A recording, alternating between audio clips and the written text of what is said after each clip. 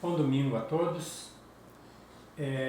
Só um recado antes da gente iniciar o culto. Semana que vem a gente vai começar com o culto presencial. Então, a quantidade de pessoas é 25% do total da igreja, da capacidade da igreja. Então, vão dar 45 pessoas, tá bom? Então, os primeiros 45 que se inscreverem vão participar do culto presencial. Então, passe o nome para o seu líder de célula, se você vai ou não vai participar, tá bom? Com todos os cuidados, a gente vai ter, da mesma forma, medir temperatura, a gente vai ter o álcool gel, a gente vai ter o distanciamento, máscara, tá bom? Então, todas as questões do culto tem que ser cuidadas de uma forma preservando as pessoas, tá bom? Hoje a gente vai continuar, né, com o texto de Mateus 6.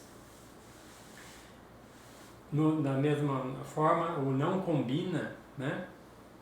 E hoje o não combina é o cristão não saber como orar, né? Não combina o cristão não saber como orar. Que forma, a postura nossa diante da oração diante de Deus. Tem uma frase de John Bunyan que eu queria que a gente estivesse pensando. Ele fala assim: na oração é melhor ter um coração sem palavras do que palavras sem um coração. John Bunyan era um homem adorador, né? Ele escreveu o livro O Peregrino e outros livros também, A Peregrina, e ele era um adorador e um homem de oração, né? E essa frase dele é bem interessante para o que a gente vai aprender hoje. A nossa postura, o nosso coração na oração, como que deve ser, né? Deve estar. Então, na oração é melhor ter um coração sem palavras do que palavras sem um coração.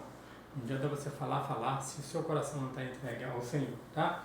Então, o texto que a gente vai meditar é Mateus 6, de 5 a 8. Vamos orar para que a gente possa iniciar esse culto. Pai Santo, nós queremos agradecer ao Senhor pela Tua presença e pedir, Deus, mesmo que a Tua palavra possa fazer morada em nosso coração, que o que a gente aprender com a Tua palavra nesse dia possa mesmo mudar a maneira como a gente se relaciona com o Senhor, que a gente busque mais e mais a Tua presença da maneira correta. Hoje a gente vai falar sobre oração, Senhor, então nos ajude a saber como nos portar diante do Senhor nos momentos tão importantes que é a questão da oração. Nos ajude nessa noite e nesse domingo e nos abençoe. Em nome de Jesus. Amém. Mateus 6, de 5 a 8, diz assim: e quando orares, não sereis como os hipócritas, porque gostam de orar em pé nas sinagogas e nos cantos das praças, para ser vistos pelos homens. Em verdade vos digo que eles já receberam a recompensa. Tu, porém, quando orares, entra no teu quarto e, fechada a porta, orarás ao teu Pai, que está em secreto, e o teu Pai que vem em secreto te recompensará. E orando não useis de vãs repetições, como os gentios, porque presumes que pelo muito falar serão ouvidos. Não vos assemelheis, pois, a eles, porque Deus, o vosso Pai, sabe o que tendes a necessidade antes que lhe peçais. Então, seguindo os ensinamentos de Jesus, semana passada a gente falou como a prática da justiça e a prática da caridade, das esmolas, né, fazem como que deve ser ofertada diante de Deus, como a nossa postura diante de Deus, quando a gente faz qualquer atitude que a gente tenha diante de Deus. Hoje, Jesus ilustra os ensinamentos deles com relação à oração, como orar. Assim como vimos, né, na semana passada, que a caridade faz parte das grandes religiões, a oração também é um elemento universal na espiritualidade humana. Todo ser humano, de alguma forma, ele tem, as pessoas religiosas, elas têm uma maneira de fazer suas orações, suas preces, suas rezas, né? Isso é natural, né? O judeu, ele tinha toda uma maneira de orar. Não sei se você já viu o judeu orando, ele se movimenta, né, de acordo com a oração, quando ele faz a súplica, quando ele faz a oração. Se você vê lá no Muro das Lamentações, os judeus orando, e assim, ele sempre tem esse movimento. E para ele, todo o corpo, todo o ser tem que estar diante de Deus, participando da oração. Então não é só uma questão de você colocar para fora aquilo que você tem para falar para Deus, mas é você manifestar a adoração a Deus. Essa é a maneira deles pensarem, né? Os muçulmanos, eles têm a oração também como algo especial. Eles têm que também, como os judeus, eles têm que se lavar, se purificar externamente. Eles têm um tapetinho em que eles colocam, e aonde eles estão, eles se viram para Meca, dobram os joelhos e clamam ao Deus, né? na crença deles, né? E eles 5 vezes por dia eles fazem isso, né? No budismo eles têm aquelas contas que eles fazem as suas preces, né? E a intenção no budismo é levar o homem a uma realidade superior, né?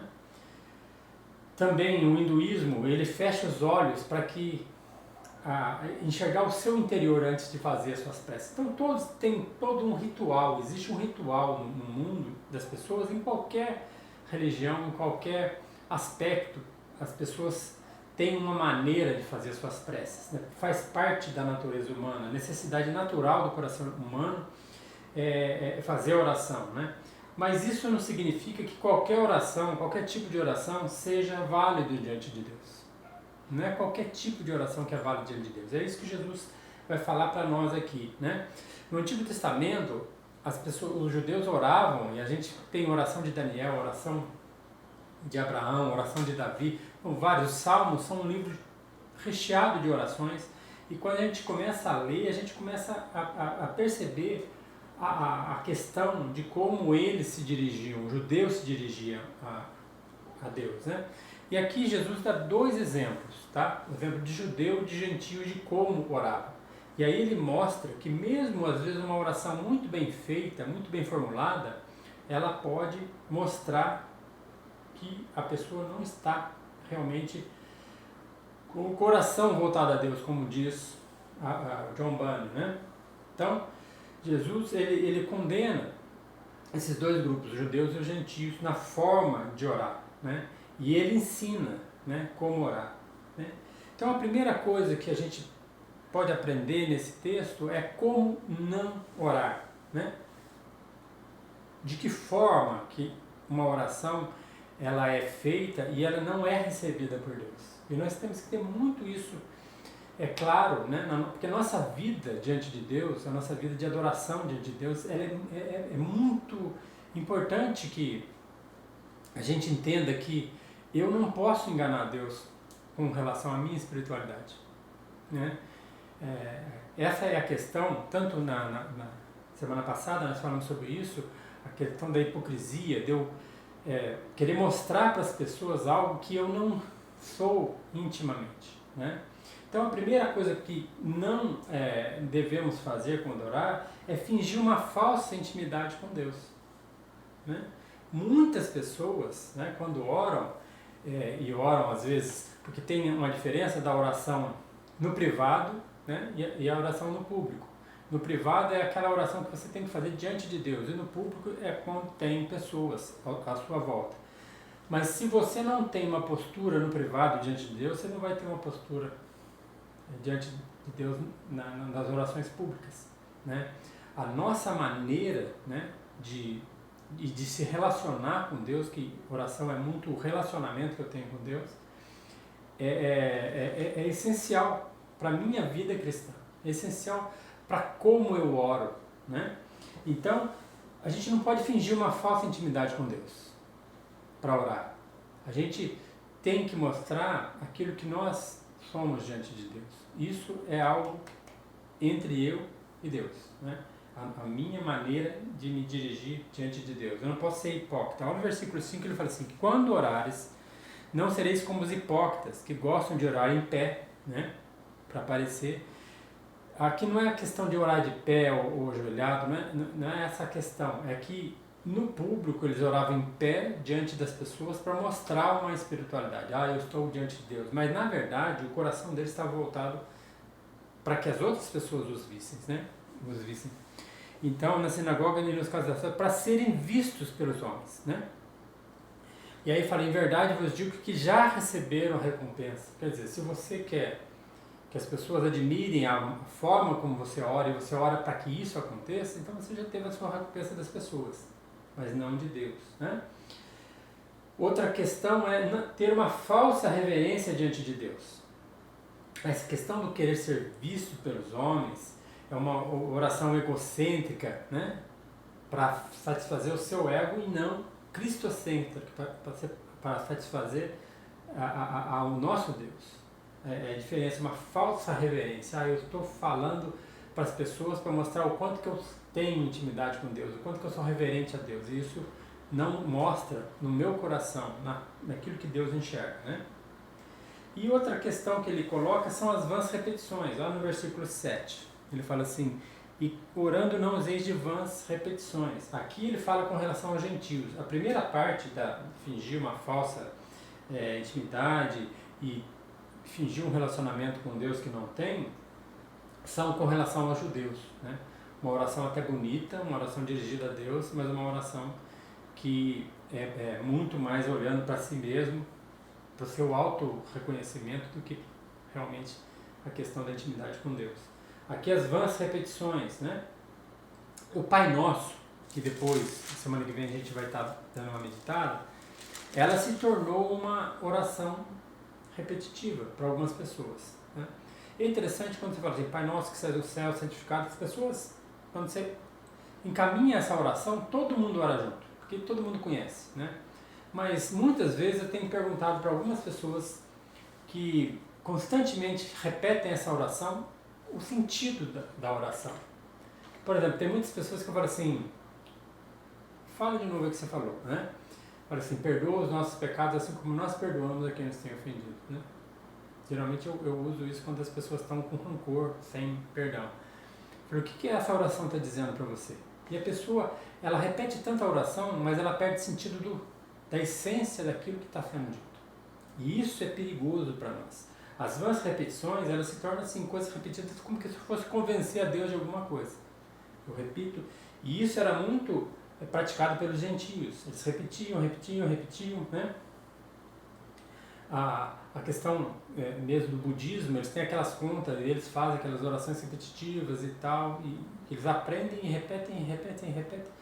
E aonde vai levar isso, né? Qual o final disso, de uma pessoa que fica repetindo como se... É como se a gente tivesse um relacionamento com o nosso pai e a gente ficava pedindo constantemente uma coisa, pai, me dá isso, pai, me dá isso, pai, me dá isso. Uma vez só basta, né? O relacionamento, a gente sabe que o que eu falei, meu pai vai ouvir e não vai esquecer daquilo que eu falei. Eu tenho que colocar de uma forma, sem ficar constantemente repetindo, que eu perco o sentido daquilo que eu estou falando, né? E um exemplo disso, lá em Lucas capítulo 19, nós vamos duas pessoas em oração. O primeiro exemplo de como não se deve orar, tá? Jesus faz isso, eu vou colocar como uma ilustração para nós. Tá, Lucas, capítulo 18, perdão. Nós vamos ver o versículo 9 até o 12, tá bom? Fala assim, propôs também esta palavra a alguns que confiavam em si mesmo, por se considerarem justos e desprezavam os outros. Olha a postura da pessoa, né? Ele confiava em si mesmo e ele se considerava justo. E ele desprezava as pessoas, quer dizer, eu sou melhor que as pessoas. Então era a postura desse fariseu, né? O 10 fala assim, 2 homens subiram ao templo com o propósito de orar. Um fariseu e outro publicano. O fariseu, posto de pé, orava de si mesmo, para si mesmo, desta forma. Então era uma oração na questão que era pública, particular, mas se tornava pública, ele estava orando em um local em que as pessoas estavam vendo. E aí a intenção dele é se exaltar. Olha o que ele fala. Orava para si mesmo dessa forma. Ó Deus, graças te dou, porque não sou como os demais homens, roubadores, injustos, adúlteros, nem ainda como este publicano. Jejuo 2 vezes por semana e dou o dízimo de tudo quanto ganha, né? Então ele era uma pessoa religiosa, uma pessoa que cumpria as questões da religião, né? E ele se considerava justo porque ele praticava aquilo que ele aprendeu na lei e tudo. Tudo que Jesus está ensinando agora no Sermão do Monte era contra o pensamento e a maneira como esse homem pensava, né? Então a oração dele refletia tudo aquilo que ele era, tudo aquilo que ele pensava, como agradar a Deus, como se relacionar com Deus, né? A questão do relacionar com Deus para ele era praticar boas obras, fazer aquilo que a lei mandava, né? E a gente sabe que ninguém guarda a lei, né? A gente sabe que ninguém consegue fazer as coisas dessa forma. Por isso que a maneira como ele se dirigia a Deus era uma maneira profundamente arrogante, né? E também cai exatamente na questão dos homens, né, que gostam de orar em pé, né, e se exaltar, né? Então esse homem é um exemplo de uma maneira errada de se dirigir a Deus e de se orar a Deus, né? A base da oração é o relacionamento verdadeiro que eu tenho com um Pai, que é amoroso, né? Por intermédio da comunhão que eu tenho com o Filho, que é Jesus Cristo. Se eu não tiver essa comunhão com Cristo, se Cristo não fizer parte da minha vida, não tem como eu ter uma vida de oração. Se eu não entender o Evangelho de Jesus Cristo, não tem como eu orar e agradar a Deus em oração, assim, de uma forma em que Deus busca, né, o pecador. Ele conhece o nosso coração. Então, como eu aprimoro a maneira de orar é quando eu conheço a Cristo, né? Então, a nossa maneira de orar reflete também o nosso relacionamento com um Deus que é Pai. Jesus, ele traz isso. No Antigo Testamento, eles tinham muita a questão de orar para um Deus, Jeová, Todo-Poderoso, né, e tal. Não que a gente não possa ver dessa forma, mas Jesus traz a figura de um Pai amoroso e que ama os seus filhos e que se relaciona e que busca para os seus filhos, né? Nós, como filhos que éramos perdidos e hoje nós fazemos parte da família de Deus, então a gente tem um livre acesso ao Pai através do Evangelho e do sacrifício de Jesus. Então, aí a nossa vida de oração, ela passa a caminhar para uma intimidade com Deus, uma intimidade verdadeira e um relacionamento verdadeiro com Deus, né? Então, se eu não tiver um relacionamento e não for saudável, a nossa vida de relacionamento com as pessoas, se o meu relacionamento com Deus não for saudável, não for em constante oração, o meu relacionamento com as pessoas em todas as áreas da minha vida, familiar, profissional, dentro da igreja, de todas as formas, ela é quebrada, né? Eu não consigo me relacionar com as pessoas se eu não relaciono bem com Deus. Eu não consigo resolver os meus problemas, né, que eu vou enfrentar se eu não tiver um bom relacionamento com Deus, né?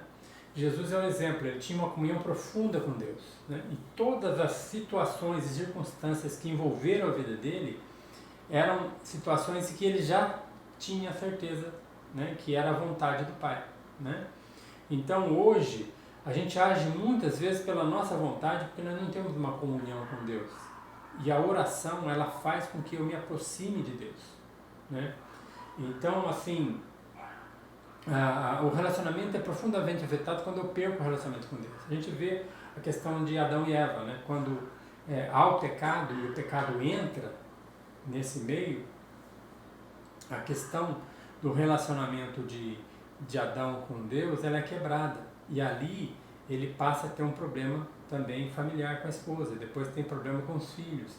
Tudo isso por causa da circunstância da questão da falta de um bom relacionamento, de um bom convívio com Deus. Então Adão perdeu isso e nós também perdemos, porque a nossa natureza é decaída por causa do pecado.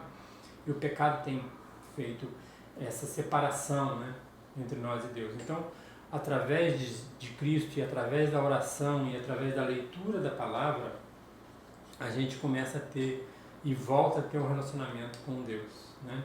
E ele se torna saudável quando mais eu oro, quando mais eu dependo, quando mais eu conheço a vontade dele para a minha vida. E aí vem o segundo ponto, como nós devemos orar, né?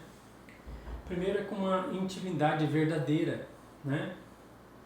E a intimidade verdadeira, ela vem com conhecimento e vem com a experiência da oração, né? A oração, quando é feita diante de Deus, ela tem que ter duas coisas, tem que ter a fé, né, que gera esperança em Cristo, e o meu relacionamento que tem com Cristo, o conhecimento do Evangelho, daquilo que ele ensinou pela palavra, do que ele tem ensinado aqui para os discípulos. Eu tenho que ter essa intimidade com Deus através disso. Jesus intercede por nós nesse sentido também. Outra questão da oração, ela tem que ter privacidade. O que ele fala aqui, ó? Tu, porém, quando orares, versículo 6, tu, porém, quando orares, entra no teu quarto, e fechada a porta, orarás a teu Pai, que está em secreto, e o teu Pai que vem em secreto te recompensará. Entendeu? Essa questão da intimidade, na questão de privacidade, quando eu tenho essa intimidade com Deus, de buscar por Deus, e esse relacionamento com Deus, ele causa uma transformação na minha vida, de relacionamento com as pessoas também. Esse é o ponto que Jesus está falando. Vocês têm que buscar o Pai, assim como eu busco o Pai. Jesus orava constantemente. Por isso que os discípulos pedem para ele ensinar a orar, e ele ensina, como nós vamos ver na semana que vem, né? Então, a questão dessa privacidade e de um relacionamento com o Pai, né, que a gente tem que ter através do Filho, ela tem que ser cultivada pela palavra e pela oração, né? Perguntaram uma vez pro Tozer, né, que é um escritor, o que é mais importante, orar ou ler a palavra, né? E aí ele faz uma comparação, ele fala, o que é mais importante para um pássaro, a asa esquerda ou a asa direita, né? Aí a pessoa, não tem jeito de um pássaro voar sem asa direita e sem asa esquerda. Então, o discípulo de Cristo, ele tem que ter duas coisas. Ele tem que orar diante de Deus e tem que conhecer a palavra. O conhecimento da palavra é o conhecimento daquilo que Deus quer para nós. E o conhecimento da oração é aqueles pedidos que nós fazemos para Deus, em que Ele já conhece, nós vamos ver isso mais para frente, né? Então, essa comunhão de eu ter a intimidade e a liberdade de chegar diante de Deus e colocar as minhas petições, isso é essencial para uma vida cristã. Não existe vida cristã sem oração, sem conhecimento da palavra, né? E quando eu peço algo a Deus, segundo a palavra, segundo a vontade de Deus, Ele não consegue. Isso que a palavra diz. Tem coisas que a gente pede que a gente não consegue, porque talvez não seja refletindo a vontade de Deus. E a gente tem que ver isso. E quando a gente aprende essas coisas, né, a gente se torna íntimo de Deus, né? Lembra que Jó, quando ele sofreu todas aquelas situações que ele tinha, e ele sofreu muito, né? E ele tinha uma dúvida com relação a por que ele estava passando por aquilo. Vieram os amigos dele e começaram a questionar e falar, você está sofrendo isso porque é do pecado e tal. E toda aquela situação, circunstância de Jó, ele se dirige a Deus, né, em oração. Porque quem pode responder para ele o que estava amargurando e que estava angustiando o coração dele é Deus, né? E muitas vezes a gente está angustiado e tudo, e a gente tem que levar as nossas dúvidas, as nossas petições a Deus. Assim como o Salmo, tem muitos salmos que o salmista se derrama diante de Deus, né?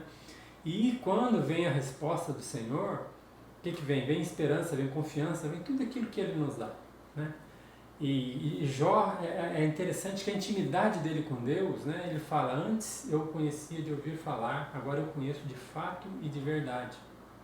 Muito mais íntimo do que no começo, mesmo ele sendo um homem temente a Deus. A vida dele fez com que Deus fosse mais e mais importante para ele e crescesse, né, em importância por tudo que ele passou, né?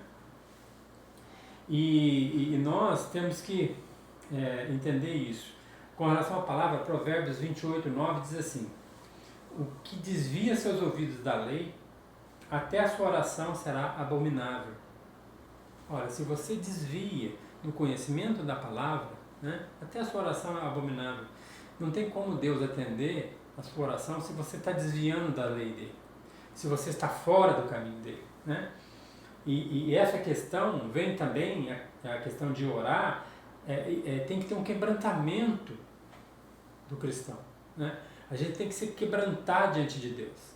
A postura correta é um quebrantamento. Salmo 34:18 diz assim, perto está o Senhor dos que têm o coração quebrantado e salva os de espírito oprimido. Então, perto está o Senhor dos que têm o coração quebrantado, né? a questão da gente chegar diante de Deus arrependido do nosso pecado. E aí a gente vê o mesmo exemplo lá em Lucas, capítulo 18, tá? Versículo 13 e 14 diz assim: o publicano, estando em pé, longe, não ousava nem ainda levantar os olhos aos céus, mas batia no peito, dizendo: ó Deus, sê propício para mim, pecador. Aí Jesus fala, explicando para aqueles homens que estavam ali: digo-vos que este desceu justificado para sua casa, e não aquele.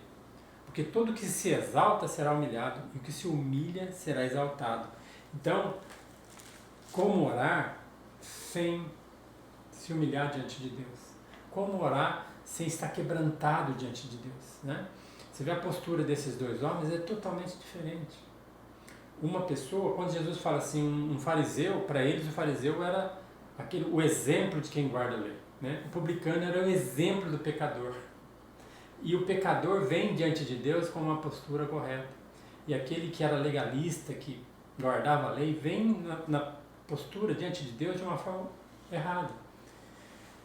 Um dos grandes problemas da igreja, né, que a gente frequenta, e todas as igrejas cristãs, muitas vezes, é uma postura religiosa, né, de autojustificação, que a gente tem muitas vezes, né?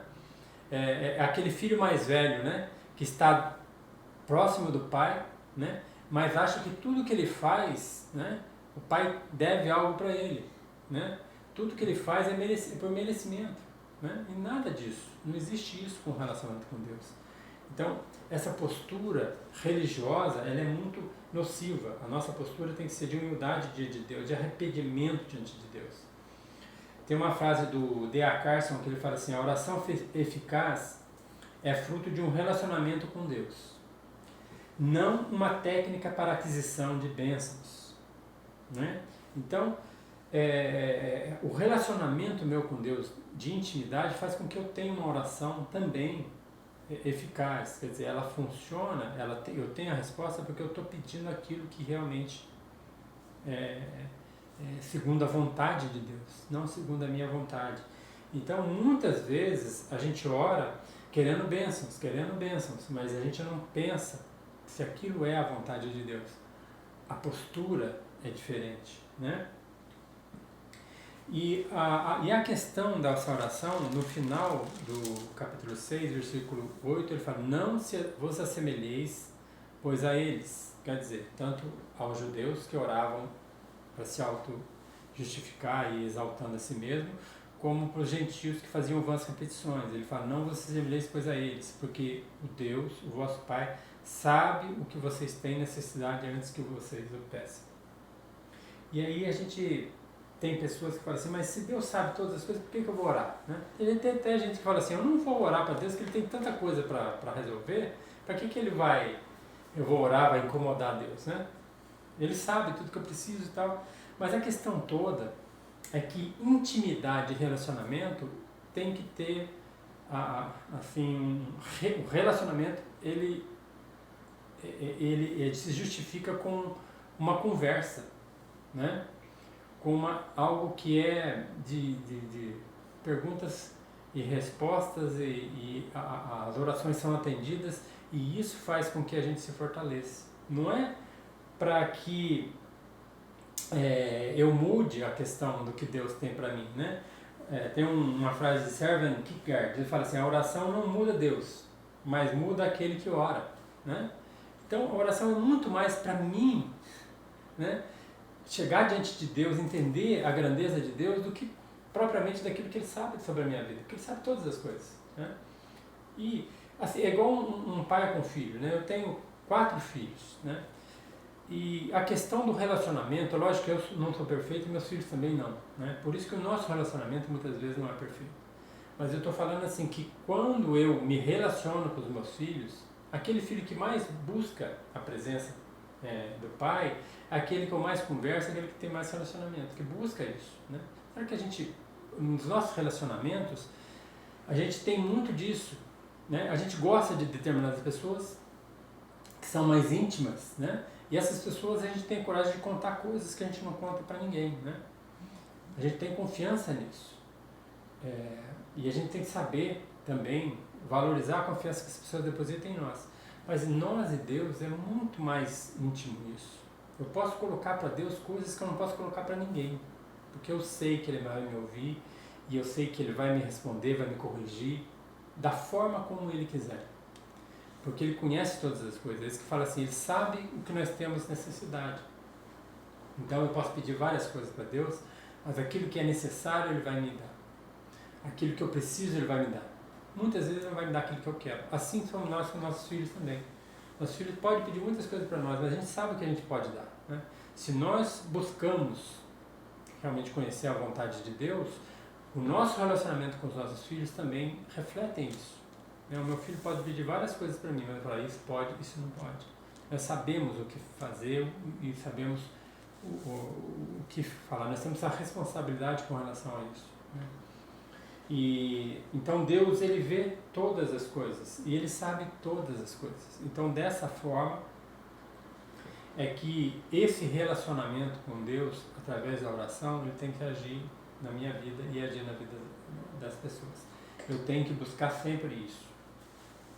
E essa intimidade, ela é cultivada, né?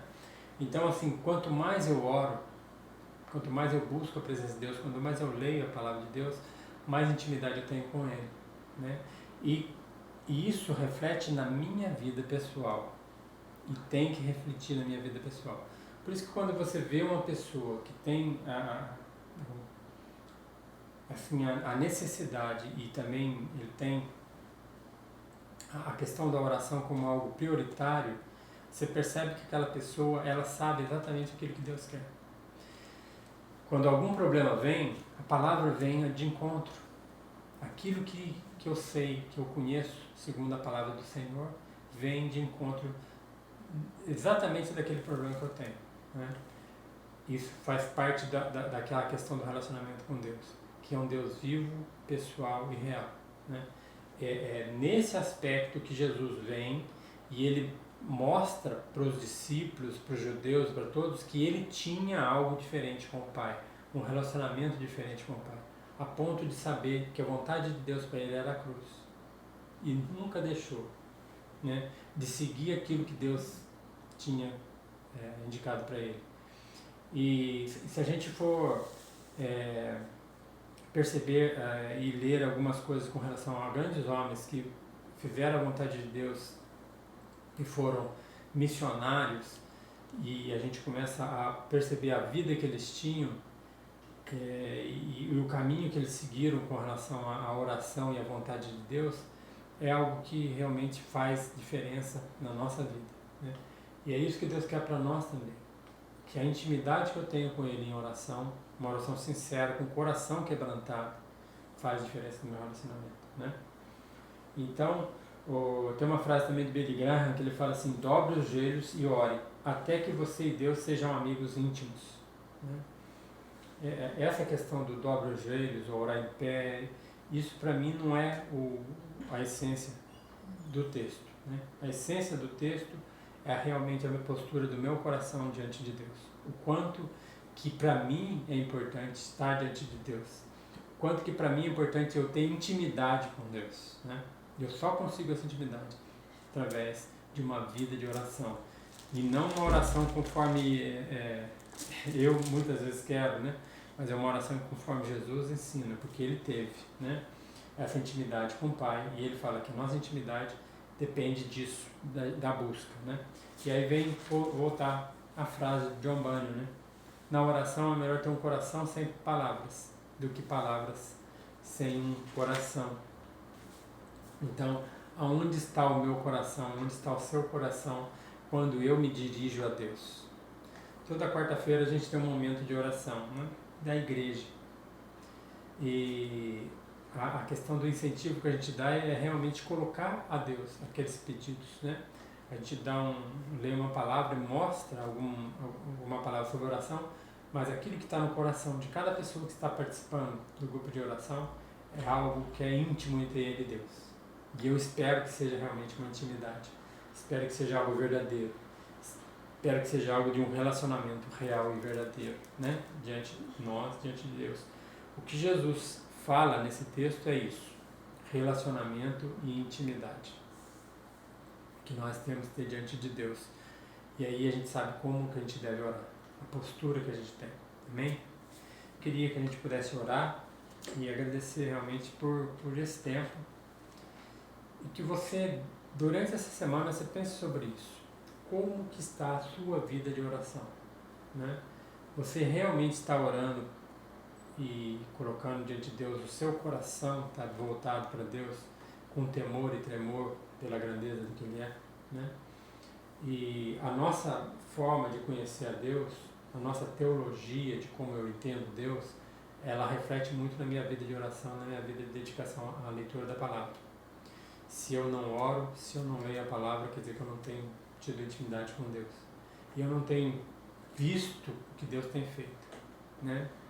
Às vezes a gente pensa, Deus está esquecido do que está acontecendo. Não, Ele está sempre presente, Ele está agindo. Né? No momento que nós estamos passando, Ele está agindo. Mas a gente só consegue enxergar a ação de Deus através de uma vida de buscar pela presença dEle em oração. Amém? Pai, eu quero agradecer, pedir mesmo, Deus, que o Senhor possa falar ao coração do Teu povo, que quando a gente se colocar diante do Senhor, seja onde for, o nosso coração, a nossa alma, todo o nosso ser esteja voltado, Deus, para colocar diante do Senhor tudo aquilo que a gente tem no coração, que o Senhor já sabe, em conhecimento da Tua vontade. E Deus responde ao Teu povo, para que ele entenda, mas que ele perceba essas respostas do Senhor, para que ele possa crescer no conhecimento e na intimidade com o Senhor. E que esse relacionamento que nós temos, verdadeiro com o Senhor, possa refletir na nossa vida com os nossos irmãos, na nossa vida fora da igreja, ou dentro da igreja, na nossa vida, na nossa família, ou fora da nossa casa, em todos os aspectos da nossa vida, Deus, que a gente tenha, e faça a diferença na vida das pessoas pela comunhão que nós temos com o Senhor, sabendo exatamente o que o Senhor tem para nós. E que o Senhor vai nos dar aquilo que nós necessitamos, que nós precisamos crer nisso, porque essa é a verdade do Senhor. Em nome de Jesus. Amém.